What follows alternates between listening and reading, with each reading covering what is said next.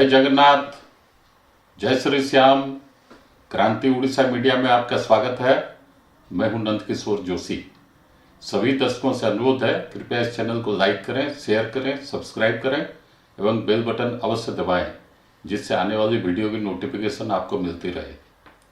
आज हम चर्चा करने जा रहे हैं बिहार के मुख्यमंत्री नीतीश कुमार की।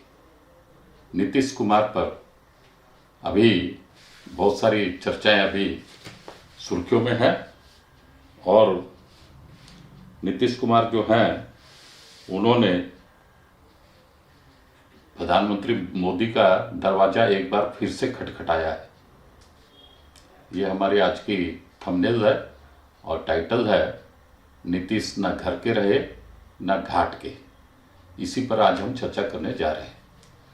दरअसल हिंदी में और सारे अनेक भाषाओं में बहुत सारे मुहावरे कहावतें हैं। उनमें चंद मुहावरे कहावतें मैं नीतीश कुमार के बारे में बोलूँगा प्रारंभ से ही, जो इनके ऊपर आज के दिन फिट बैठती है। जैसा एक है न धोबी का कुत्ता, न घर का न घाट का। और एक है उर्दू में है शेरो शायरी के हिसाब से, न खुदा ही मिला न विसाले सनम। इंग्लिश में है गुड फॉर नथिंग। और हिंदी में और एक है नीतीश कुमार के बारे में, आसमान से गिरे खजूर के पेड़ पर लटके। अर्थात आसमान से तो गिर गए हैं लेकिन जमीन तक पहुंचे नहीं है, बीच में ही शून्य में झूल रहे हैं, हैंगिंग इन बैलेंस। अच्छा, और एक है या हैंगिंग इन एयर भी बोल सकते हैं।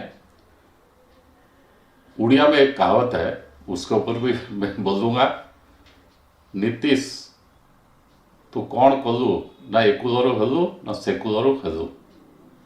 अर्थात मैंने 4-5 भाषा के बारे में नीतीश कुमार की मुहावरे कहावतें, जिसको उड़िया में बोलते हैं ढोगो, उस सब के बारे में मैंने अभी आपको संक्षिप्त जानकारी दी। अब अपने इस विषय के ऊपर आ रहे हैं नीतीश कुमार की वर्तमान ताजा तरीन राजनीति के ऊपर। दरअसल नीतीश कुमार जो है, इनके ये जो है मतलब ये मुंगेरी लाल के हसीन सपने, ये जो है ना, ये भी इनके ऊपर फिट बैठती है। और ये दिन में एक्चुअली हसीन सपने देख लेते हैं मुंगेरी लाल के। इन्होंने पिछले करीब 10-11 साल से इनकी बार बार इनकी इच्छाएं इनके ऊपर हावी हुई कि मैं प्रधानमंत्री बनूंगा, मैं प्रधानमंत्री के लिए बहुत बढ़िया कैंडिडेट हूं। और देश में जो राजनीति जो चल रही थी या चल रही, कुछ दिनों के नीचे तक भी चल रही थी, कि जो सेकुलर पार्टी होगी, जिस पार्टी का नेता सेकुलर होगा, सेकुलर रंग चढ़ा होगा, वो ही केवल देश का प्रधानमंत्री हो सकता है। या जो सेकुलरों से साठगांठ गठबंधन करेगा, केवल वही इस देश का प्रधानमंत्री हो सकता है। ये जो नीतीश कुमार के अंदर दिलो दिमाग में छा गया था, ये जो मिथक उनके ऊपर छा गया था, वो सारे मिथक जब से प्रधानमंत्री नरेंद्र मोदी आए हैं केंद्र में सत्ता में, सारे मिथक टूट गए। और बिल्कुल उन्होंने कोई सेकुलर की भूमिका नहीं निभाई, सेकुलरों का साथ नहीं दिया एवं आगे आगे बढ़ते रहे देश प्रेम की भावना के साथ। और उन्होंने देशवासियों की सेवा की, बदले में देशवासियों ने भी उनको अपने सर आंखों पर बिठाया।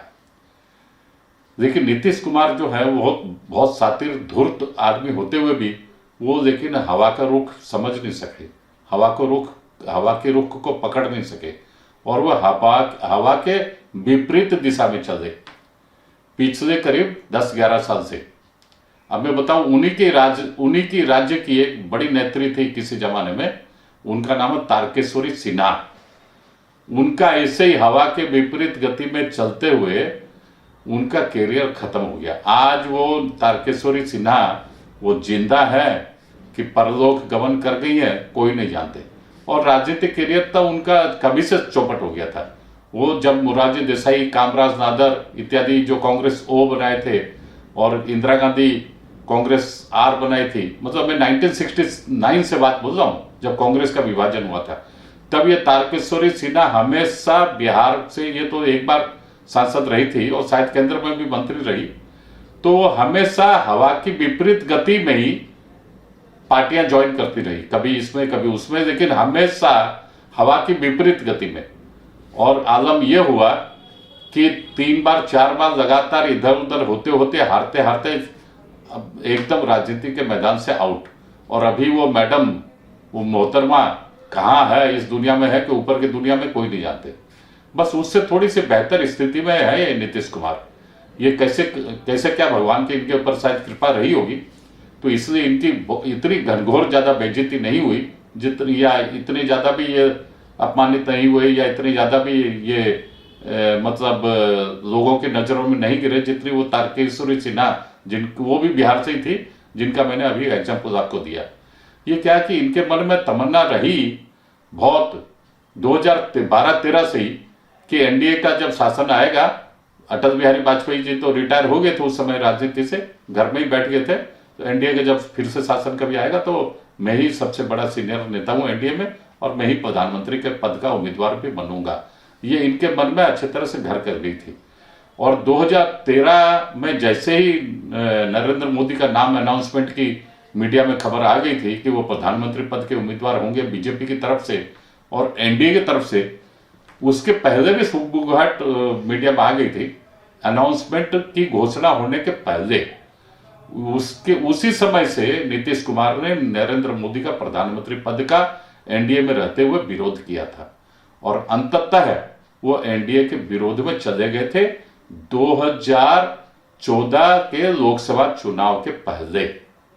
अर्थात बिहार में एनडीए का हिस्सा नीतीश कुमार नहीं रहे और बीजेपी ने माइनस नीतीश कुमार माइनस लालू यादव अपने दम पर चुनाव लड़ा कुछ स्थानीय लोकल पार्टियों के साथ, और अंततः उस समय भी बहुत अच्छी खासी सीट बीजेपी को मिली थी।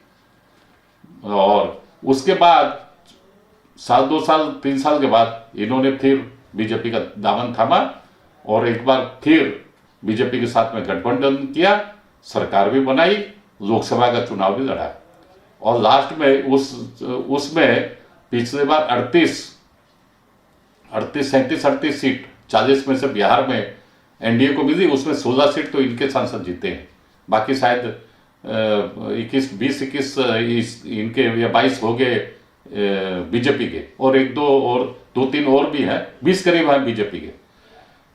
उसके बाद फिर इन्होंने बीजेपी से नाता तोड़ा, फिर लालू यादव से हाथ जोड़ा, हाथ मिलाया, जबकि लालू यादव के विरोध में ये हमेशा रहे।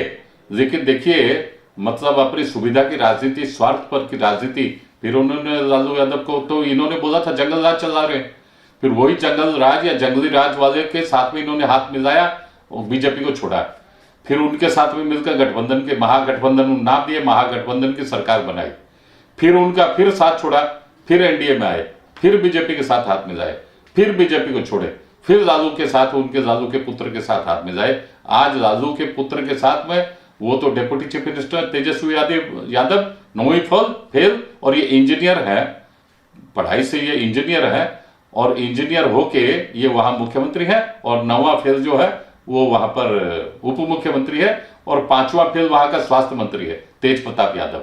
ये दोनों लालू पुत्र है। और तीसरी फेल तो वहां राबड़ी देवी, उन्होंने शासन किया, मुख्यमंत्री बिहार के रही कई साल तक, ये सब तो आपको मालूम ही होगा। अब सवाल ये है कि ये जो पिछले 10-11 साल में नीतीश कुमार 2 बार तो बीजेपी और एनडीए को छोड़ दिए, 2 बार वापस आ गए, 2 बार लालू यादव के साथ में मिल गए, 2 बार वापस आ गए। ये जो 2 बार जाना 2 बार आना, ये जो 11 साल 12 साल की हिस्ट्री में ये जो किए हैं, वास्तव में ऐसी मिसाल भी भारत की राजनीति में बहुत कम ही देखने को मिलती है। हालांकि एक से एक बढ़कर मिसाल है, लेकिन ऐसी बहुत कम ही देखने को मिलती है। एनीहाउ, अब ये क्यों है, ये जो फाइनली इसी साल फरवरी या मार्च से इनके मन में फिर सुगबुगाहट हुई कि मैं प्रधानमंत्री का कैंडिडेट हो सकता हूं 2024 के लोकसभा चुनाव के पहले। अर्थात इन्होंने अपना अंकगणित, राजनीतिक अंकगणित बिठाया अपनी जनता दल यूनाइटेड के मेंबर ऑफ पार्लियामेंट और मंत्रियों के साथ में बैठ के कि कैसे क्या होगा। तो उन्होंने इनके जो जनता दल यूनाइटेड को तो ये सुप्रीमो है, बाकी जो लोग हैं वो ललन सिंह वहां पर प्रेसिडेंट है पार्टी के, वो सांसद है, वो इनके साथ है, और 1-2 मंत्री इनके साथ में मंत्रणा करके इन्होंने बिठाया कि हाँ आप हो सकते हो, प्रधानमंत्री मटेरियल हो, आप प्रधानमंत्री पद के उम्मीदवार हो सकते हो, आप में क्या कमी है, आप पढ़े लिखे भी हो, इंजीनियर हो, नरेंद्र मोदी से अच्छे ज्यादा पढ़े लिखे हो, इत्यादि इत्यादि। इनके जो पार्टी के नेता है, सांसद, मंत्री, सब इनको ऊपर चढ़ाते रहे, बांस पर बिठाते रहे। अब फिर ये चले कांग्रेस से गठबंधन करने। 2-3 बार 4 बार वहां कांग्रेस के पास 10 जनपद जहां सोनिया गांधी रहती है उनका दरवाजा खटखटाया, राहुल गांधी के पास गए 12 तुगलक रोड में, और उनके खड़गे के पास गए, सबके पास जाते जाते 2 बार 3 बार वहां हो आए। तो उन्होंने भी बोला चलो ठीक है, ये बार बार आते हैं, तो इनको लॉलीपॉप दे दिए कि हाँ आप सबके विपक्षी दलों के आप मीटिंग बुलाओ पटना में, और हम लोग सब आएंगे और आपको कन्वीनर बना देंगे विपक्षी एकता संगठन का। ये पूरे फूल गए, गुब्बारे जैसे फूल गए कि मेरे को तो राहुल भैया बोल रहे हैं, खड़गे जी बोल रहे हैं, सोनिया जी बोल रही हैं। ये चले सारे भारत का दौरा करने। भुवनेश्वर भी आए थे, नवीन पटनायक से मिले थे। नवीन पटनायक से जो मिलकर वापस जो बिहार गए, मैंने उस समय लिखा था कि नवीन जो नीतीश कुमार के बारे में कि आए थे, चौबे जी आए थे छबे जी बनने, दुबे जी बनकर घर वापस गए बिहार, ऐसा मैंने लिखा था लेख के माध्यम से। उस समय मैं वीडियो नहीं बनाता था, 4-5 महीना ही हुआ मुझे वीडियो बनाने, वो मैं 6-7-8 महीने के नीचे की बात बोल रहा हूँ, पहले की बात बोल रहा हूँ। तो नीतीश आए थे यहाँ भुवनेश्वर, चौबे जी आए थे छबे जी बनने, दुबे जी बनकर घर गए। अर्थात इनकी घनघोर बेइज्जती करके नवीन पटनायक ने विदा किया, केवल खाना खिलाया। और खाना खिलाने के टाइम भी इनके जो साथी एक आए थे सांसद और एक मंत्री, उन दोनों में से कोई भी किसी को भी ये डिनर पर अपने पास में, लंच पर अपने पास में नहीं बिठाए। ये तो गई बात उनकी। अब बात आती है कि उसके बाद जो इन्होंने फिर मई में एक पटना में एक बैठक बुलाई। पटना में जो बैठक बुलाई उसमें सारे विपक्षी गठबंधन के लोग आए थे, और ये इनको उम्मीद थी कि मुझे कन्वेनर बनाएंगे। इनको कन्वेनर किसी ने नहीं बनाया। तत्पश्चात ये गए बेंगलोर में, इंडिया गठबंधन में। वहां बेंगलोर में बड़े बड़े पोस्टर लगा दिए कांग्रेस पार्टी ने कि ये पलटू राम है, ये भरोसे लायक नहीं है, इनके ऊपर कोई भरोसा नहीं किया जा सकता। घनघोर बेइज्जती हुई बेंगलोर में। ये प्रेस कॉन्फ्रेंस छोड़ के लालू के संग वापस आ गए। तत्पश्चात बॉम्बे गए, बॉम्बे में भी ऐसा ही हाल हुआ। और अभी दिल्ली में जो गए, दिल्ली में भी करीब करीब वही हाल हुआ। इनकी सारी जो आशा है वो निराशा में बदल गई। अब वापस ये घूम फिर के आ गए हैं कि नरेंद्र मोदी के दरवाजा खटखटाए हैं, बोल रहे मुझे वापस एनडीए में दे दो। लेकिन अब वापस आने के आसार नहीं है। वहां जो बीजेपी के बड़े नेता है सम्राट चौधरी और रामविलास पासवान के बेटे चिराग पासवान, उन्होंने खुलेआम बोल दिया कि हम लोग अब इनको साथ लेंगे नहीं, इनके साथ में जाएंगे नहीं। अब इनके पास चारा क्या है? ये जबकि ऑफर दे रहे हैं, अब मुझे और मुख्यमंत्री मत बनाओ, मैं मुख्यमंत्री नहीं बनूंगा, मुझे केवल आप गवर्नर बना दो किसी स्टेट का, मैं उसमें खुश हूं, और आपके बीजेपी का कोई चीफ मिनिस्टर बन जाए उसमें भी मैं खुश हूं। मतलब ये इतने नीचे स्तर पर, जबकि पहले हमेशा जब से ये मुख्यमंत्री रहते आए 18 साल से, कभी भी इनके पार्टी वहां पर नंबर 1 पार्टी नहीं रही है। हमेशा क्या तो बीजेपी नंबर 1 रही है या आरजेडी नंबर 1 रही। इनकी पार्टी हमेशा 2 नंबर की रही है या 3 नंबर की रही है, लेकिन इनको हमेशा तरजीह दी गई और इनको मुख्यमंत्री बनाया गया। अब ये बोले मुझे मुख्यमंत्री मत बनाओ, मुझे किसी स्टेट का गवर्नर बना दो, मैं उसमें खुश हूं, और आपके किसी पार्टी को नेता को आप मुख्यमंत्री बनाओ।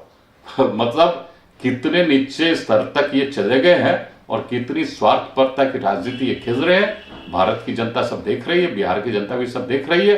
लेकिन इन्होंने जो बार बार जो गिरगिट की तरह रंग बदला है, उससे इनकी घनघोर बेइज्जती मीडिया सर्कल में भी हो रही है, राजनीतिक सर्कल में भी हो रही है। आज के अंक में इतना ही, अगले अंक में फिर मिलेंगे। जय हिंद, वंदे मातरम।